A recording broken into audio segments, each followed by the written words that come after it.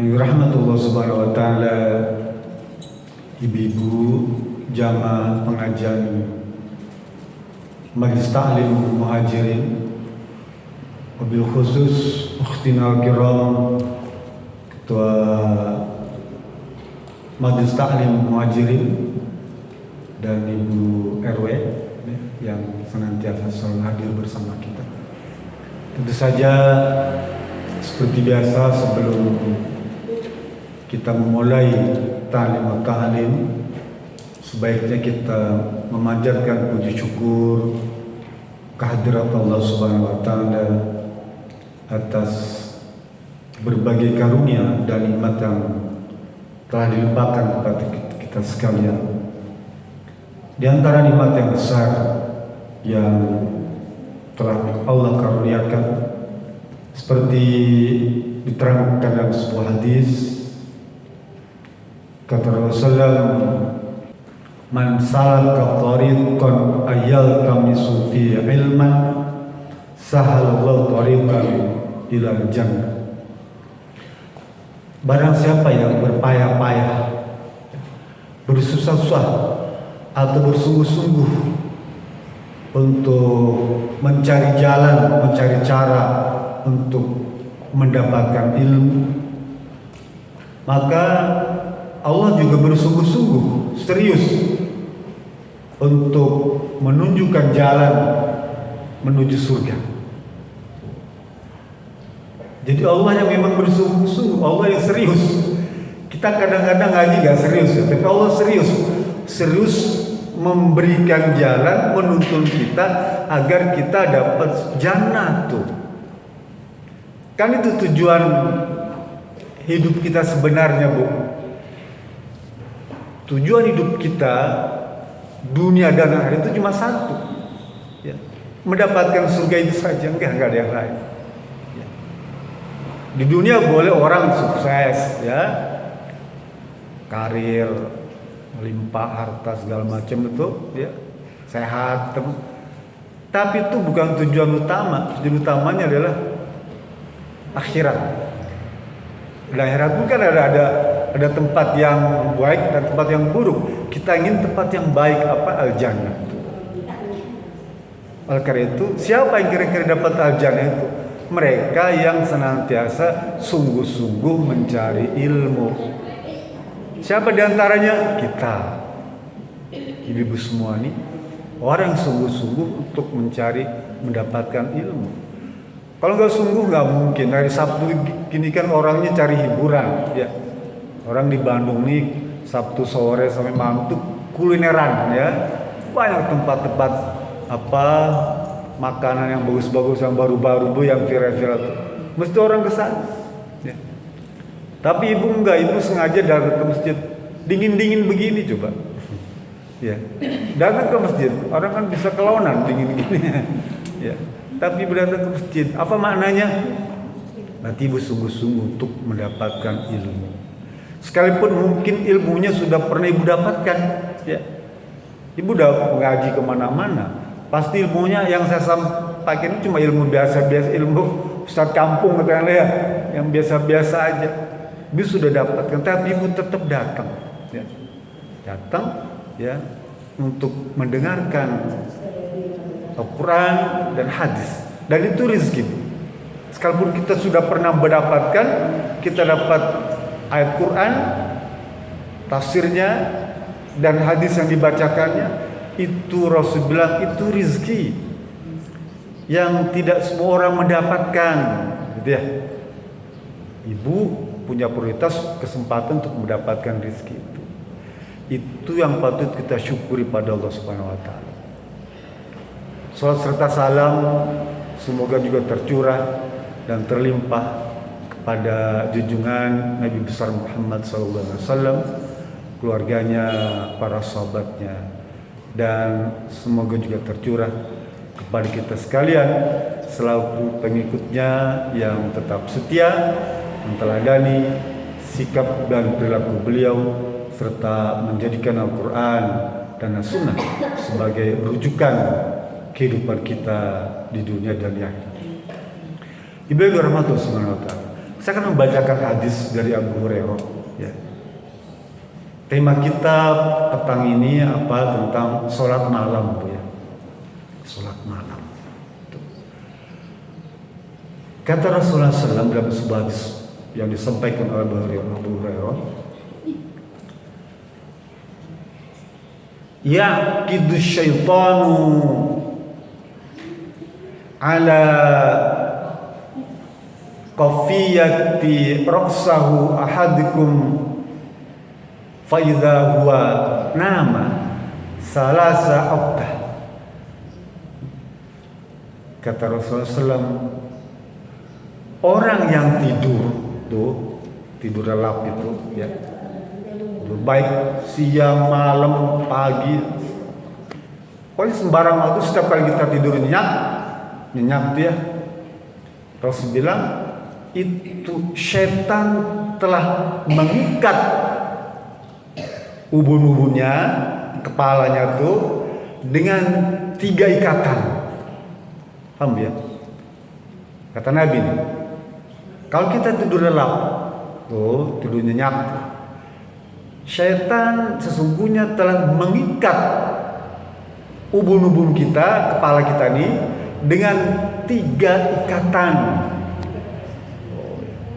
Wa yadribu kulla uqdah alaikum lailun tawil farqud. Ya. Ketika syaitan mengikat tubuh, setiap ikatan tuh syaitan berkata, semoga engkau menikmati malam yang panjang ini, farqud, lelaplah. Kayak tidurnya pengantin kan lelap ya, selesai pasti tidur lelap ya kan, capek badan. Lah orang tidur lelap itu karena syaitan mengucapkan kepada kita, ya, alaikum lailun tawil farqud. Untukmu fulan yang sedang tidur nih, ya, nikmati malam panjang tidur lelap ini ya dengan sepuas-puasnya. Syaitan begitu. Ya. Lalu kata Rasulullah, fa in istayqadha ya wa dzakarallah in halak uqdah. Tapi kalau dia gugah siuman, terbangun tuh karena batuk ya, karena kucing meow dari luar, atau ada paket, nah kita terbangun kan dia.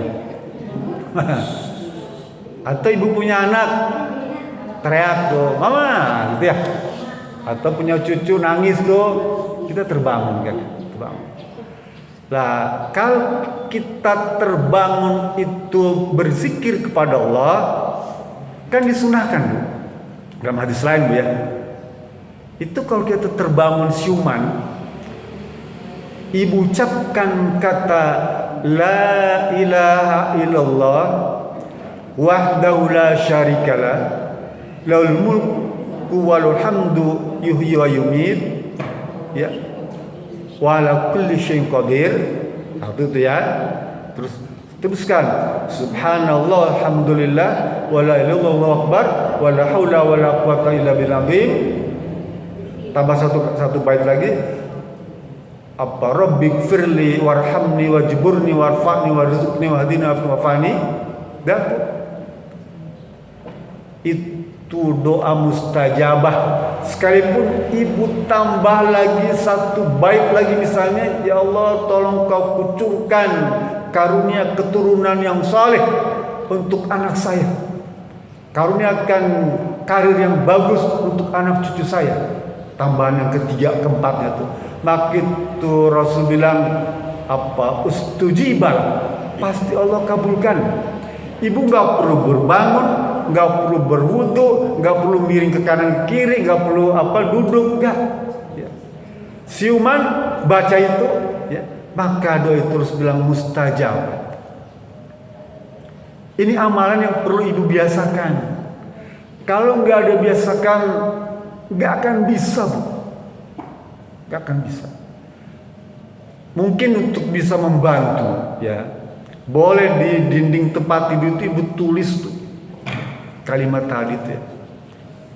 La ilaha illallah, terusnya tuh kemudian apa? Subhanallahu akbar wala haula wala quwwata illa Rabbik firli warhamna wajburna wa'afani warzuqna wadina. Dan itu ibu hafal semua kan sebetulnya, yang sering dibaca. Tapi kalau kita nggak tahu hadisnya, nggak tahu ilmunya, nggak dipraktekkan. Sekarang sudah tahu, sebenarnya ini sudah berulang-ulang saya sampaikan. Mengingatkan kembali, takut lupa. Ya. Tulis di dinding pakai bahasa Indonesia. Ya. Tulis. Ya, kayak dulu waktu muda, mohon maaf waktu muda tuh ya. Dulu sepengantin baru juga begitu tuh. Dia tulis di dinding tuh. Allah mah jadi benar tuh. Tuliskan ya. Karena nggak hafal gitu. Ditulis di dinding di tempat tidur tuh kan. Ya. Anak saya baca. Nah, di tempat tidur berarti udah mau tidur gitu ya. Tanya sama gurunya, kalau udah mau tidur apa? Doa mau tidur. Dia baca yang tulisan tadi ini. Allahumma jannibna minasyaitan wa jannibna syaitan ma razaqtana. Wah, gurunya heboh kan. Contoh, kembali. Jika kita siuman liliran ya, terbangun tuh nggak sengaja, baca doa tadi. Ikuti dengan doa apa yang ibu inginkan. Ibu tanpa bangun, tanpa minum, ya, tanpa berwudu, dah perlu. Ya. Bangun baca itu. Itu doa mustajab. Ya. Rasul bilang, kalau kita terbangun dan berzikir kayak tadi tuh, ya contohnya, sekalipun enggak, Rasul bilang, inhalat uqdah, satu ikatan syaitan itu terlepas, Bu. Ya. Satu tali ikatan syaitan itu terlepas. Ya. Lalu harus teruskan wa in tawadda in halat uqdah. Kalau kamu bangun dan terus berwudu, maka tali ikatan kedua di kepala itu, tali syaitan itu mengikat itu terlepas. Paham ya? Ya. Kemudian wa in shalat in halat uqdah. Kalau kita langsung sholat ya, maka tali ikatan setan yang ketiga itu terlepas. Paham ya? Lalu Rasul tutup hadis tadi dengan in asbaha nasyidun thayyiban nafs. Maka jika itu kamu praktekkan pada pagi harinya kamu akan merasa sumringah, smart, cerah, sehat. Itu janji Rasul. Artinya apa? Kalau kita bangun malam terus sholat ya, pasti kita dapatkan penampilan yang sumringah, yang smart, yang cerah, yang enak dipandang. Itu kata Imam Hasan Basri ketika ditanya oleh jamaahnya, wahai Imam Hasan Basri, kenapa kok saya lihat orang yang sering bangun malam, maksudnya sholat ya, itu kok wajahnya senang dipandang, enak dipandang. Lalu kata Imam Hasan Basri, bagaimana tidak mungkin wajah orang yang suka bangun malam, yang bermuajah, berpandang wajah dengan Allah Subhanahu wa taala. Bukankah Allah itu berwajah indah? Maka tentu saja akan ada pantulan dari wajah Allah itu untuk wajah orang yang bangun malam dan menghadap Allah Subhanahu wa taala. Oh, begitu kata jamaahnya ya. Kalau begitu, kalau kita ingin berpenampilan wajah yang sumringah tanpa make up, nggak perlu facial, ya, nggak perlu teplok rainbow gitu, bedak, gitu ya, nggak perlu pasang lat tulip di bibirnya, nggak. Udah, itu kata Hasan Basri terbukti dari jamaahnya yang akhwat yang perempuan. Kalau nanti ibu punya rezeki, punya kesempatan pergi hajat umroh, ya, coba tengok orang-orang yang pada tengah malam ada di Masjid Nabawi, ada di Masjidil Haram tuh tengah malam ya. Itu penuh Bu. Ibu kalau keluar jam 3 tuh dengan bagian tempat Masjidil Haram ya kan, bagian tempat. Maksudnya saf depan ya, bagian tempat. Kan ini bercampur laki perempuan ya, campur. Jadi kalau pengen menyaksikan wajah orang-orang yang sumringah yang menghadap Allah tuh, ibu datang jam 2, duduk di depan dekat-dekat ya, cari saf perempuan. Sana terang Bu, sekalipun tengah malam udah terang sekali ya. Ibu yang pernah umroh atau pergi haji. Begitu juga di Masjid Nabawi. Ibu masuk dari babun nisa, belakang Rasulullah tuh, ya itu kan buat saf perempuan. Ada pintu namanya babunnya sebelah kiri itu. Kalau menghadap kiblat, saf perempuan itu di sebelah kiri ya. Masuk babun nisa itu babun Jibril. Situ terus perempuan semua. Ibu pandangi mereka yang tengah malam sujud di situ tuh, wah luar biasa, penuh tengah malam. Nanti ibu ada rezeki ya, sama. Saksikan apa yang saya sampaikan ini.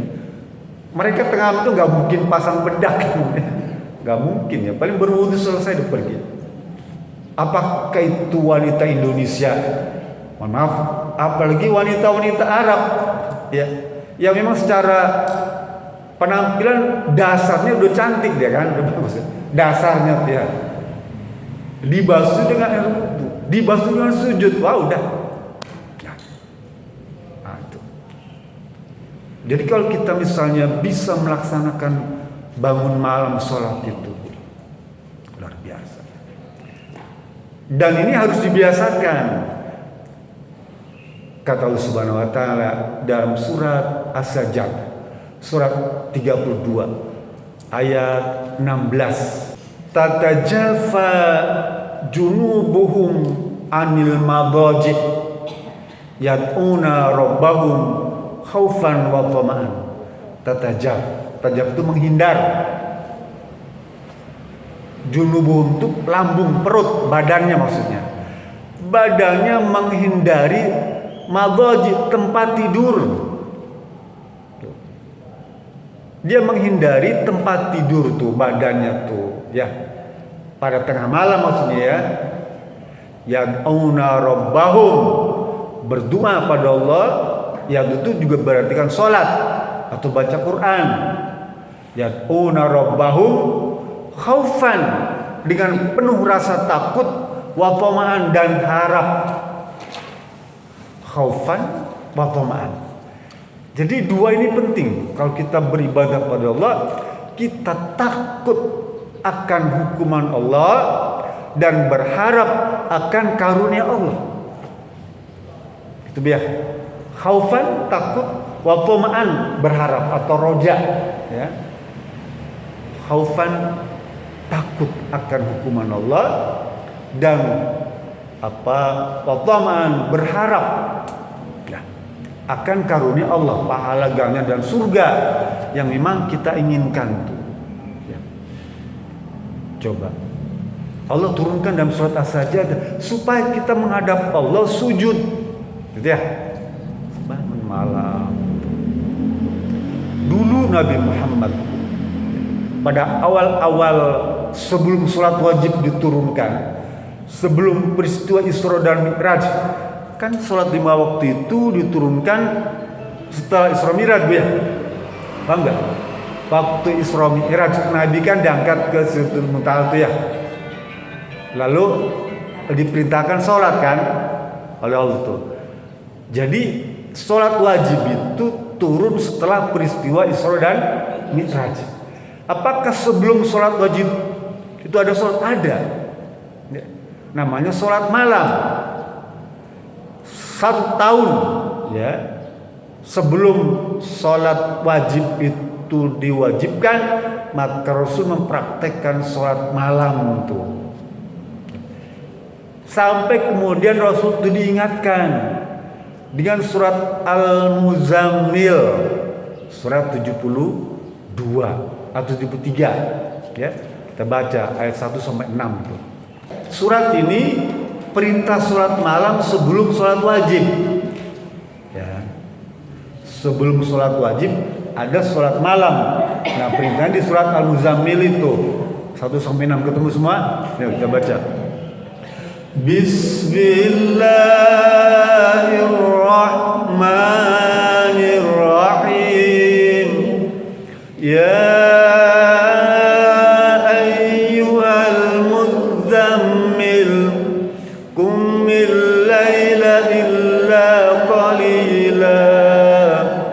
nisfahu aw inqus minhu qalila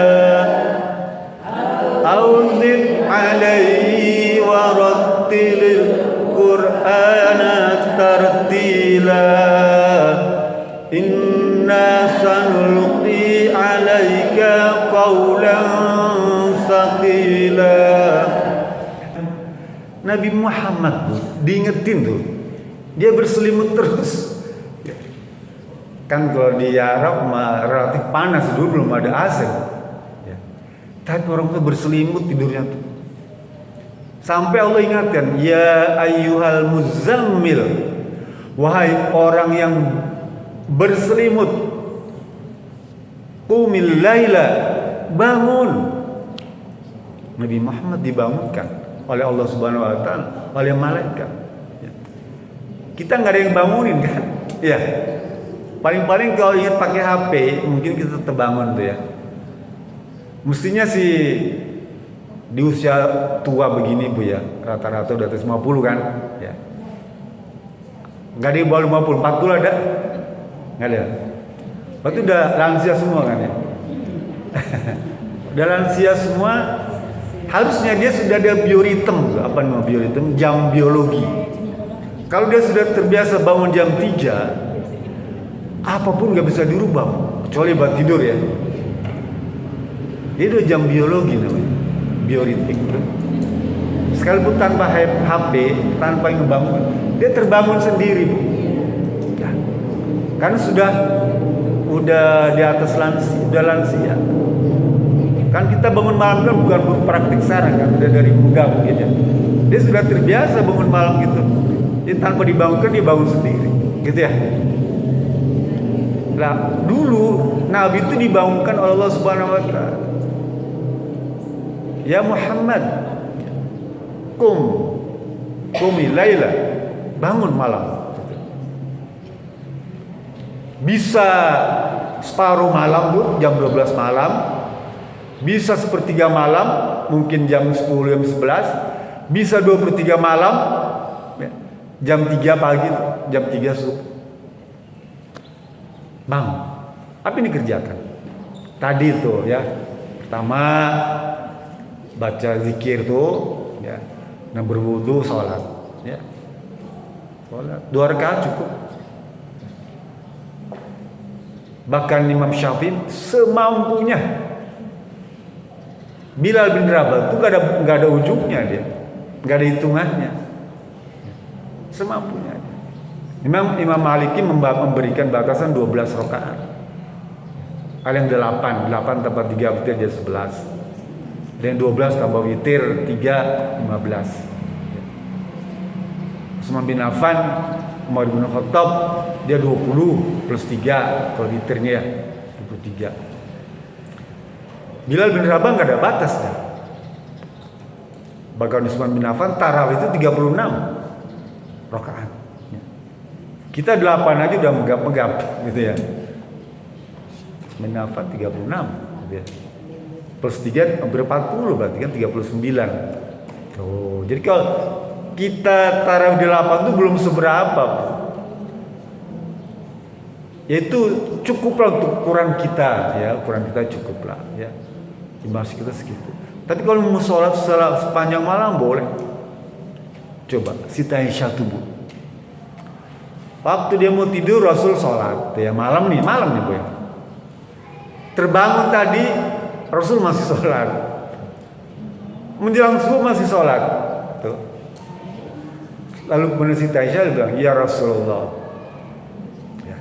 Hadis ini diriwayatkan oleh beliau. Kata beliau, karena Nabi SAW idza shalla qama hatta tatafattara rijlahu faqultu ya Rasulullah atakallaf hadza qad ghufira laka ma taqaddama min dhanbika wa ma ta'akhkhar. Qala Nabi sallallahu alaihi wasallam afala akun abdan syakura. Kata Siti Aisyah, ya, kalau ku tidur pas giliran Rasul, giliran Siti Aisyah tuh, Rasul masih sholat sebelum tidur tuh, giliran Rasul sholat, giliran lagi sampai 3 kali Rasul masih sholat, 3 kali bangun dia, dia Rasul masih sholat terus. Lalu Siti Aisyah berkata, ya Rasulullah, takalluf hadza, kenapa engkau memberat-beratkan dirimu? Kamu ini kenapa mesti repot-repot sih?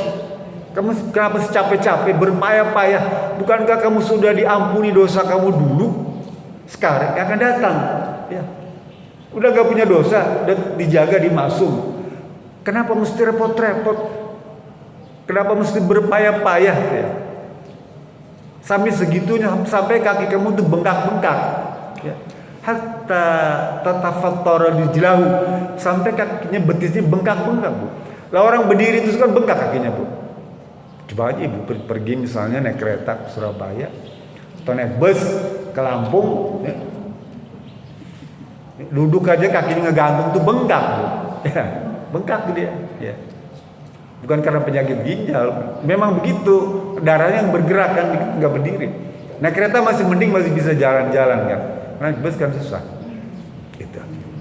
Rasul bilang, afala akun abdan syakuro. Apa enggak boleh Aisyah kalau aku ini jadi hamba Allah yang bersyukur? Ya. Jadi bersyukur itu dengan cara sholat malam, paham ya? Dengan cara ibadah, dengan cara bermunajat kepada Allah Subhanahu wa taala, dengan cara memberitahukan kepada Allah, ya Rabb, saya sudah Kau berikan nikmat berupa cucu. Contoh, ya, kalau saya gitu, Kau berikan nikmat berupa cucu. Kau berikan saya, kami, jabatan pada cucu saya, pada anak saya. Kau karuniakan rezeki kepada anak saya, ya.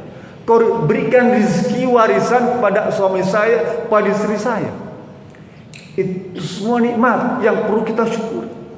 Dan paling enak ngomong itu cuma berdua kan, ya. Allah ini kan Maha mendengar. Memang sekalipun dimanapun kita ngomong, Allah pasti mendengar. Jangankan ucapan, dalam hati pun kita sudah terdengar. Tapi kita ingin meluapkan perasaan diri kita tuh, ya. Seluruh unek-unek dalam kolbu kita curahkan tuh. Kalau ibu curhat kepada suami, kadang-kadang diketawain. Wah, curhat macam-macam yang enggak aja gitu. Kadang-kadang kalau kita curhat sama suami, sama istri, emang kamu mau kemana? Emang papa mau kemana? Mama mau kemana? Gitu ya. Curhat semua, ya cerita masa lalu segala macam gitu ya. Emang mau ngapain? Mau selesai hidupnya di dunia gitu ya. Apalagi curhat sama teman kan, sama orang lain, bisa diketawain kita, ya. Ya kan gara-gara kamu, ya. Semua persoalan kamu kan kamu yang penyebabnya gitu ya. Kita ditertawakan, ya. Bahkan ada yang nyukurin, ya pantas aja kamu begitu, ya syukur gitu ya, kayak gitu bisa. Tapi dengan Allah enggak. Allah zat yang maha mendengar dan maha memberikan solusi, ya. Tumpahkan seluruh persoalan kita pada Allah Subhanahu wa taala. Sampaikan segala macam keinginan kepada Allah Subhanahu wa taala, ya. Ucapkan terima kasih, bukti bersyukur, ya. Dan yakini bahwa nikmat yang Allah berikan ini dari Allah dan diberikan kepada siapa yang dikehendaki. Dan sebagai balasan rasa syukur itu ibadah. Salat malam itu minimal 2 rakaat, tambah witir 1 minimal. Selesai. Cukup, Allah nggak perlu banyak. Dan Allah tuh tidak berharap kita memberikan sesuatu kepada beliau, enggak. Apa yang kita kerjakan itu untuk kita, In ahsantum li anfusikum. Seluruh perbuatan baik kali itu untuk kebaikan kalian, ya. Bukan untuk Allah. Dalam hadis qudsi Allah bilang, sekalipun seluruh makhluk jin dan manusia sejak zaman Nabi Adam sampai kiamat nanti semuanya beriman semua, Allah tidak mendapatkan manfaat apa-apa. Semuanya jadi nabi semua. Dari zaman Nabi Adam sampai kiamat nanti semuanya orangnya soleh-solehah. Allah tidak mendapatkan apa-apa. Dalam hadis qudsi Abu Dzar Al-Ghifari itu dia cerita tentang itu, ya. Panjang hadisnya. Jadi yang kita lakukan ini, mengaji ini bukan untuk Allah, untuk kita. Kita akan mendapat. Saya mengajar ini pun bukan untuk saya, bukan untuk Allah, bukan untuk ibu, untuk diri saya sendiri. Ya. Menyampaikan ini untuk diri saya sendiri. Begitu ibu mengaji untuk ibu sendiri. Ya. Jadi usahakan untuk bisa bangun malam. Dalam hadis lain kata Abu Hurairah, rahimallahu rajulan qama fasalla wa yuqada imra'atahu fasalat wa in abad nadhaha fi wajhihal ma, ya. Rahimallahu imra'ata, ya, qamat fasalat wa yuqadat azwajaha, ya, fasalla wa in abad fanadhahat biwajhil ma. Kata Rasulullah SAW, Allah akan merahmati seorang laki-laki yang apabila bangun malam dan sholat malam, kemudian dia membangunkan istrinya, ya, untuk sholat bareng-bareng tuh. Apabila istrinya menolak, maka suaminya boleh memberikan kepretan air kepada wajah. Kenapa mesti dikepret? Kan kaget air. Maksudnya apa? Saking pentingnya salat malam tuh. Lalu Rasul sambung, ya, rahimallahu imra'atan. Allah juga akan merahmati wanita, ya, qamat fasolat, jika bangun malam dan sholat malam, ya, wa yuqadat zaujaha, dan membangunkan suaminya, fasolat, untuk sholat bersama bareng-bareng itu, wa in aba fanadhahat biwajhil ma, maka istrinya boleh mengepreti suaminya itu dengan percikan air. Jangan disebut pakai ember. Ambak nanti dia. Kepret. Lah, kepretan air itu yang ibu kepret suami itu rahmat. Paham ya? Rahmat yang memberikan pada seluruh percikan air itu. Artinya apa? Memercikan air itu hukumnya sunnah. Ya. Berpahala dia. Mengepretkannya berpahala, lalu berwudunya berpahala, sholatnya berpahala, berjamaahnya berpahala. Wah, ganjarannya banyak. Nah, itulah kata Allah dalam surat Az-Zariyat surat 51, ya, ayat 15. Innalil muttaqina fi jannati wa uyun. Orang-orang yang bertakwa itu akan tinggal di surga yang dipenuhi sumber mata air. Ya. Muttaqin tadi siapa? Itu kanu qalilam minal laili ma yahjaun. Orang yang pada malam harinya sedikit tidur. Artinya yad'una wabil asarum yastaghfirun, dan pada waktu sahur, pada waktu subuh dia beristighfar, mohon ampun. Nah, mereka ini tinggalnya di surga yang dipenuhi dengan sumber-sumber mata air. Ibu pergi ke Pangalengan, ke Ciwidey itu pengen lihat air terjun dia. Apa? Air terjun apa yang sekarang lagi rame di Ciwidey itu? Curug Tilu ya, apa? Nah, banyak. Ya. Itu indah kita lihat itu, Bu, ya. Bagus. Tapi di surga paling bagus sumber mata airnya itu. Ya. Dan kita harus hafal. Kita kadang-kadang tidak mau mengenal surga, gak mau baca tentang surga, tentang keindahan surga itu apa aja isinya, ya. Sehingga kita nggak kebayang, justru kita kebayang tempat wisata, Pangandaran, ya, apalagi Ranca Buaya, Santolo, Sayang Heulang, gitu-gitu ya, Ciwidey, hafalnya itu. Jadi nanti yang terbayang itu dalam tidur kita pun itu aja. Coba kalau kita membayangkan surga, nanti ibu baca Quran atau baca hadis tentang surga, atau browsing lah, googling dah, ya gampang sih. Atau sekarang kan ada AI itu ya. Coba ceritakan tentang keindahan surga, dia keluar tuh, panjang sekali. Itu bayangkan ini. Artinya apa? Kalau kita sudah membayangkan keadaan surga, jadi kita terbiasa. Artinya apa? Kalau kita nanti ke surga nggak kaget lagi, paham ya? Nggak kaget lagi, ya. Karena bayangan kita tuh surga terus. Jangan bayangannya cuma Sarehil, apa floating market di Lembang gitu ya, apa, dusun bambu apa lagi. Itu aja bayangannya ya. Nanti di surga segitu dikasihnya. Bagaimana bisa pakai minum cawan dari emas, piring dari emas, sendok dari emas, garpu dari emas tuh, ya, tempat tidur dari permadani yang sutra gitu, kan enak. Air minumannya madu, susu tuh khamar, yang tidak memabukkan, pokoknya indah-indah.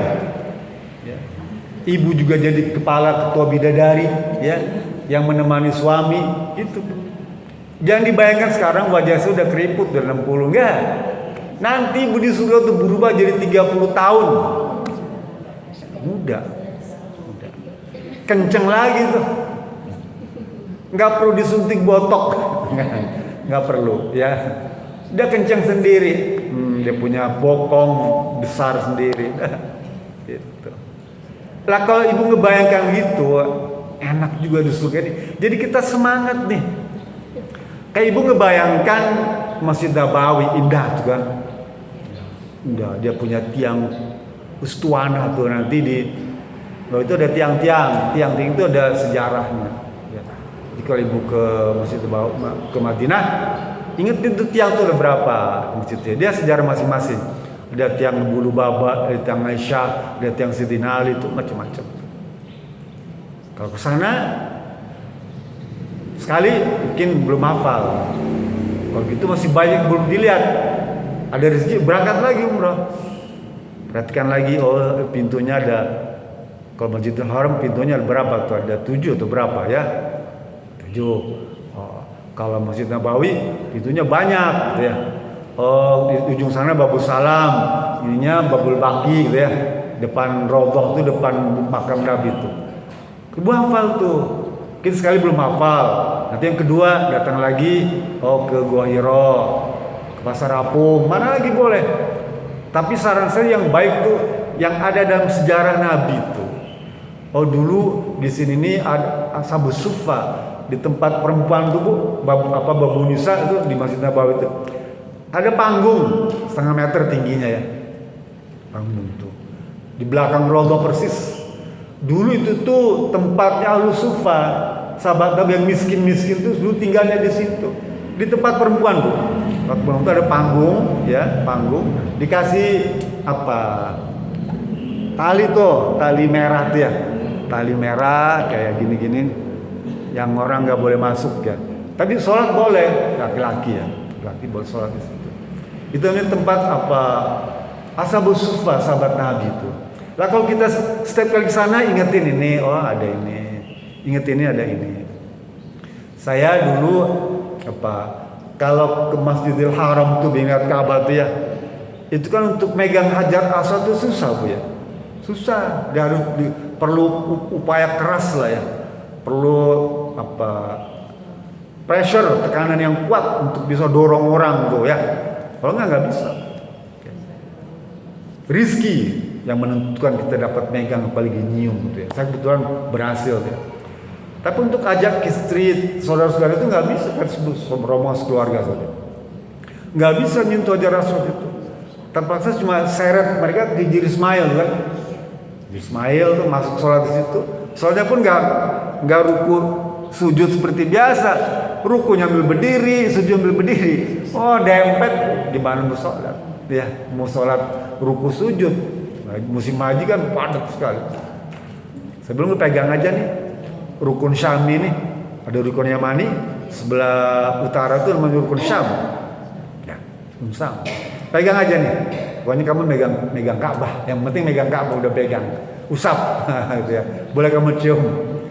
Saya tulis tuh kan nama-nama warga RT 1, RW 13, nama-nama satu jamaah masjid. Saya tulis semua tuh ya supaya dipanggil. Nah, itu tuh tulisan itu nggak akan hilang. Sekalipun udah dihapus, dicuci pakai sabun, pakai apa, dia nggak akan hilang. Ya. Tetap ada dalam catatan Allah Subhanahu Wa Taala. Hafal, ya. Baca surat Yasin ayat 12, kan surat yang sering dibaca pada malam Jumat kan. Seharusnya sudah hafal. Ya. Kita dari muda baca Yasin terus nggak hafal. Harus belajar hafal ya, hafal. Yasin itu ada 7 ayat yang ujungnya amin. Mubin saya. 7 ayat yang ujungnya mubin semua. Lah kata para ulama, setelah kata mubin itu kamu berdoa 7 kali kalau baca Yasin itu. Setiap kata mubin kamu baca. Termasuk ini ayat 12 nih. Yuk kita baca. Bismillahirrahmanirrahim. Inna nahnu nuhyil mauta wa naktubu ma qaddamu wa atharahum wa kulla syai'in ahsaynahu fi imamin mubin. Seluruh perbuatan kita itu dicatat, ditulis dalam kitab yang nyata, kitab catatan amal kita ya. Amal kita terdahulu tuh, dan termasuk asar tuh tilas. Kalau kita jalan tuh di pasir itu ya, kan ada bekas sendal, bekas sepatu, bekas kaki ya, itu namanya asar. Ibu jalan pakai atau dari toilet kaki basah misalnya, jalan itu ada bekasnya. Lah kalau kita berbuat baik, maka asar tilas tuh, bekas langkah kaki kita itu dicatat oleh Allah Subhanahu Wa Taala. Sekalipun asar tadi, tilas tadi ketutup debu, kena banjir, termasuk dicor jalannya nih ya, maka Allah catat juga asar. Jadi jangan ragu, ibu jalan dari rumah ke masjid ini ya, lah bekas langkah-langkah ibu tuh dicatat oleh Allah, itu namanya asar ya. Sekalipun terhapus oleh debu, ke gilas motor, mobil ya, ke banjir air, banjir sekalipun dicor di semen, maka tilas bekas asar langkah ibu itu dicatat oleh Allah Subhanahu Wa Taala dengan ganjaran 1 pahala. Setiap tilas hari itu ya, 1 pahala menghapus dosa dan meninggikan 1 derajat. Paham ya?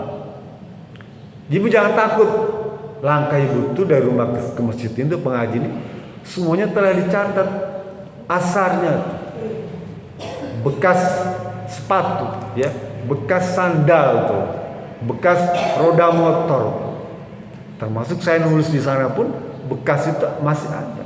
dalam catatan Allah Subhanahu wa taala. Paham ya? Nanti biasakan baca Yasin, setiap selesai kata mubin baca doa. Minta lanjutkan lagi. Ada 7 tuh. Saya lupa.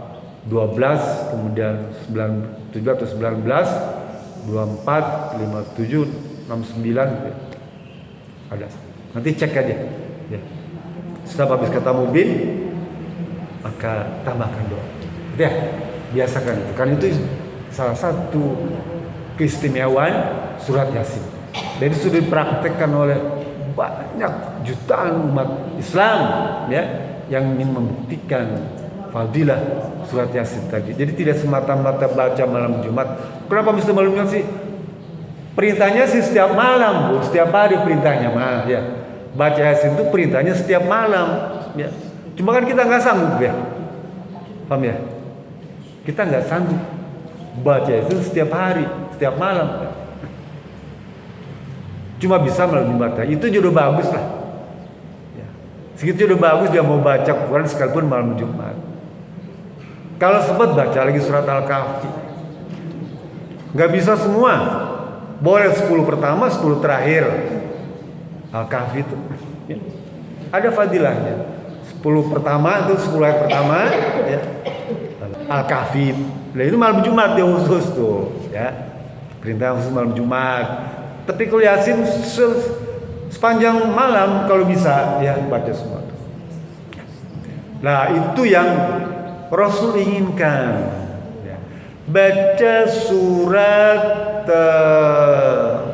Al-Isra ayat 79. Wa minal laili fatahajjad bi, dan pada sebagian malam itu hendaklah engkau bangun malam dan sholat tahajud. Fatahajjad itu hendak kali sholat tahajud ya. Nafilah talak nafilah, bukan pernah dengar sholat nafilah ya. Ada sholat rawatib, ada sholat nafilah. Kalau sholat rawatib itu sholat sunnah yang nempel pada sholat wajib. Paham ya? Rawatib mengikuti tertib itu mengikuti. Kalau sholat rawatib sholat yang nempel pada sholat wajib. Qobliyah, ba'diyah itu ya. Kalau sholat nafilah, sholat tambahan, nafil tambahan. Selain sholat rawatib tadi, sholat duha nafilah, ya, sholat witir nafilah, tahajud nafilah, sholat hajat nafilah, sholat istirahah nafilah, sholat taubah nafilah, sholat awabin nafilah, gitu. Ya. Kerjakan itu. Kenapa? Karena Allah ingin mengangkat derajat maqam mahmuda ke tempat makam. Ibu ke Masjidil Haram ada makam Ibrahim, ya. Makam Nabi Ibrahim itu dikasih kaca tuh kan, jendela kaca ya. Itu tempat kakinya, Bu. Bukan makam kuburan, ya. Telapak kaki batu. Mungkin dulu batunya lembut ya, tanah liat atau apa legok, ledok. Nah kaki itu dijadikan makam karena memberikan keberkahan. Karena diterangkan dalam Quran ya tentang makam Nabi Ibrahim. Kita disunahkan sholat di belakang makam Nabi Ibrahim.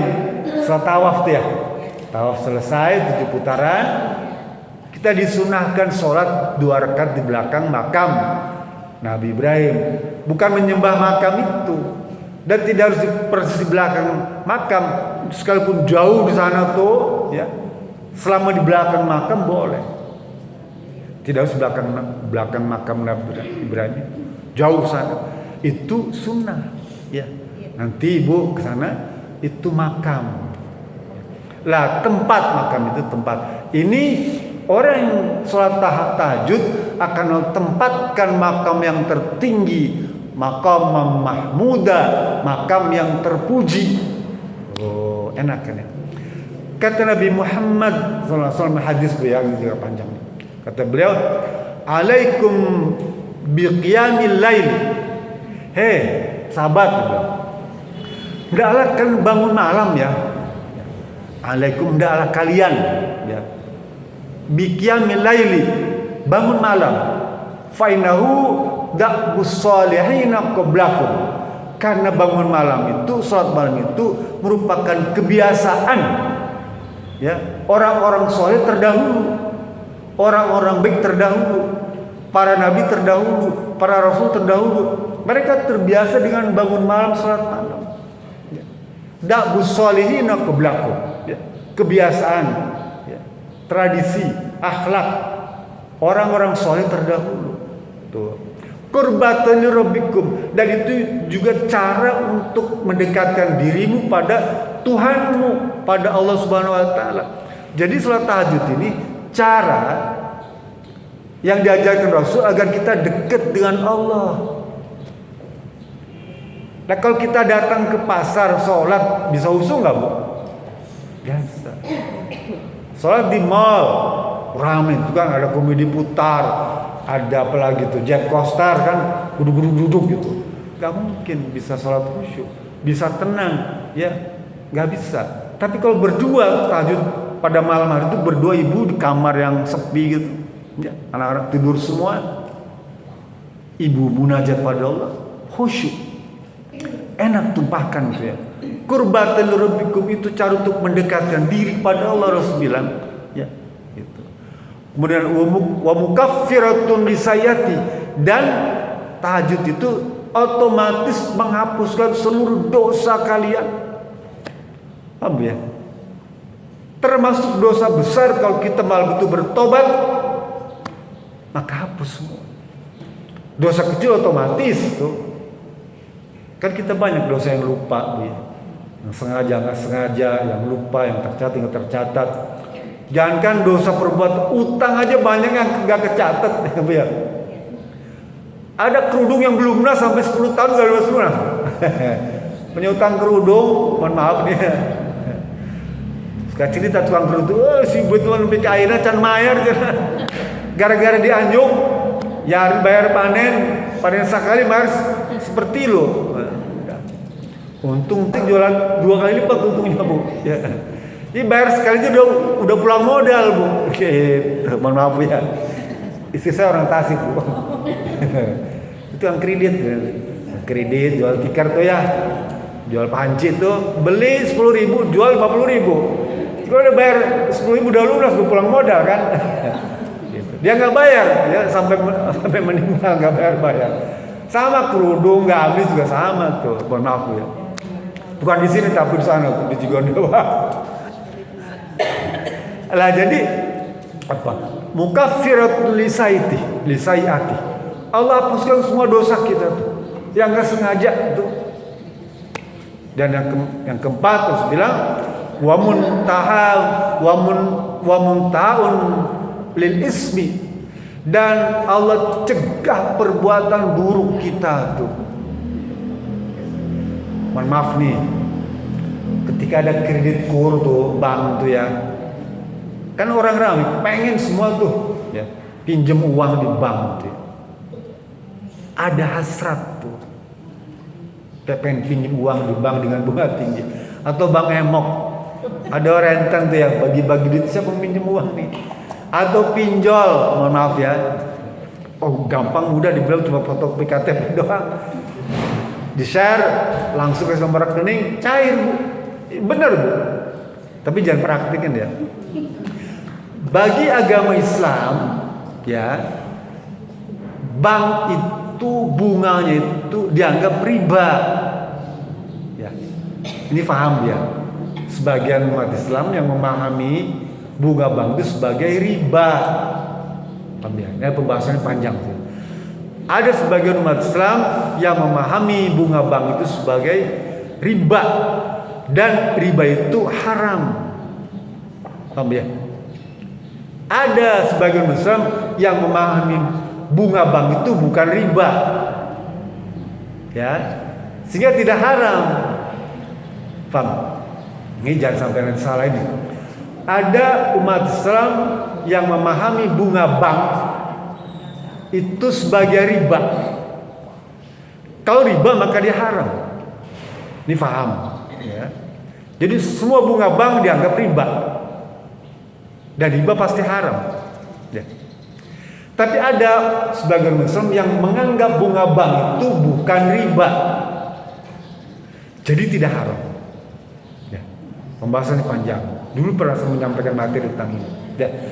Ada umat Islam yang menganggap bunga bank itu bukan riba, sehingga itu tidak haram. Ya. Paham ya? Nanti kalau membahas ini, ibu harus mengerti tentang moneter, ya, tentang apa macam-macam lah, banyak faktornya ya, tentang cost of money, ya, tentang inflasi. Pembahasan ini sangat panjang. Ya. Sebagai gambaran aja, terserah ibu mau pilih yang mana. Ya. Apakah kamu menganggap bunga bank itu sebagai riba, maka haram. Kalau ibu menganggap bunga bank itu bukan riba, maka itu tidak haram. Boleh pilih, silakan. Ya. Nah, kalau kita punya keinginan pinjam uang di bank dan kita termasuk orang yang menganggap bunga bank itu riba, maka itu haram. Lah, Rasul bilang, sholat tahajud itu mencegah keinginan untuk berbuat buruk tadi, untuk berlaku dosa, untuk bermaksiat. Sholat tahajud mencegah. Paham ya? Jadi kalau ibu rajin sholat tahajud, maka nggak ada keinginan pengen pinjam uang ke bank. Ya, nggak ada keinginan pengen, mohon maaf nih, misalnya pergi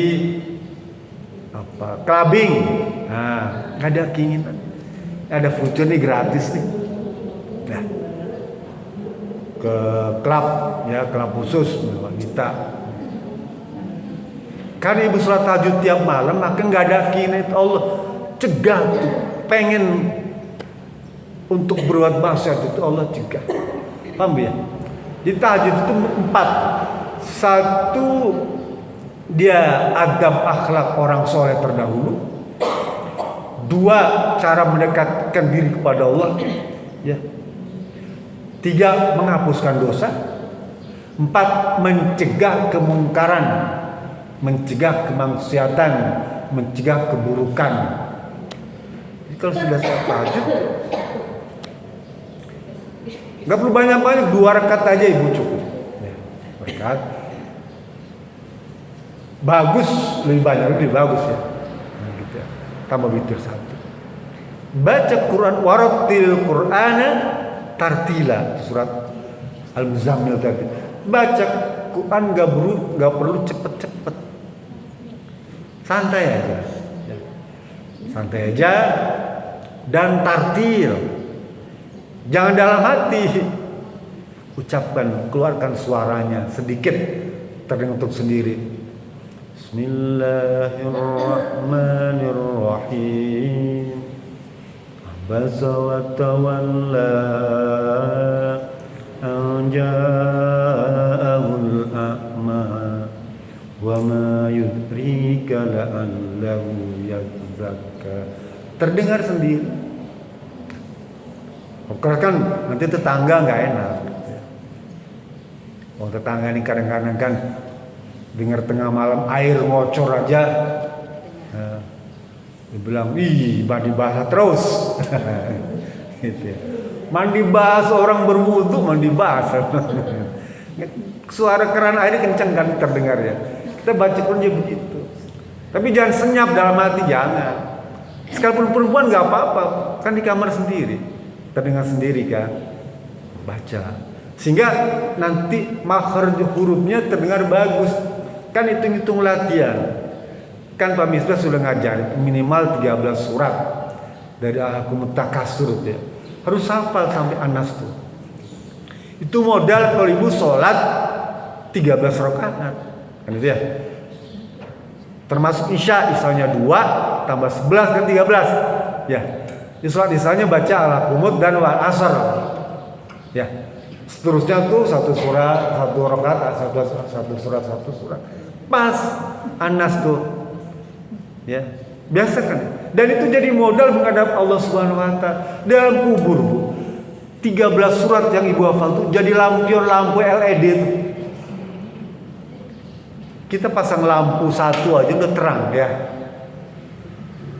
Ada 13 lampu di kuburan ibu itu semuanya nyala terang. Sampai semut aja kelihatan. Bahkan lalat gak berani nempel tuh. Saking licinnya kulit kita tuh, Bu.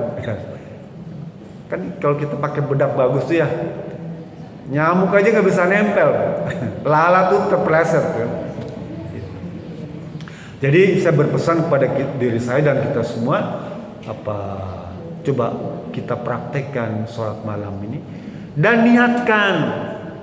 Jadi sebelum tidur itu memang berniat. Kata Rasulullah SAW, Ibu, kalau sebelum tidur kita niat untuk bangun malam dan sholat malam, kemudian ternyata bangunnya kesiangan tuh, maka Allah telah catat bahwa yang bersangkutan telah melaksanakan sholat malam.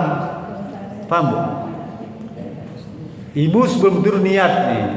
Pertama niat tidur, dan niat, ya Allah, saya mohon kepadamu agar engkau bangunkan diri saya malam nanti agar saya bisa sholat malam.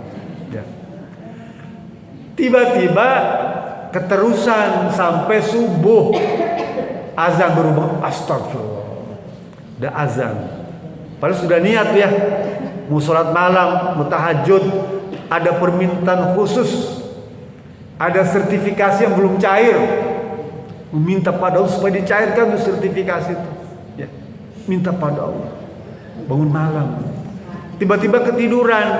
Lah itu tuh Rasul bilang, telah Allah catat dirimu itu sebagai orang yang telah melaksanakan sholat malam. Tidurnya dianggap sebagai sedekah. Paham? Islam tenang. Umar bin Khattab, dia orang ahli sedekah. Dia pasir tuh, Bu, jalan di Uhud itu kan banyak pasir tuh dia. Bawah itu banyak pasir bawahnya tuh.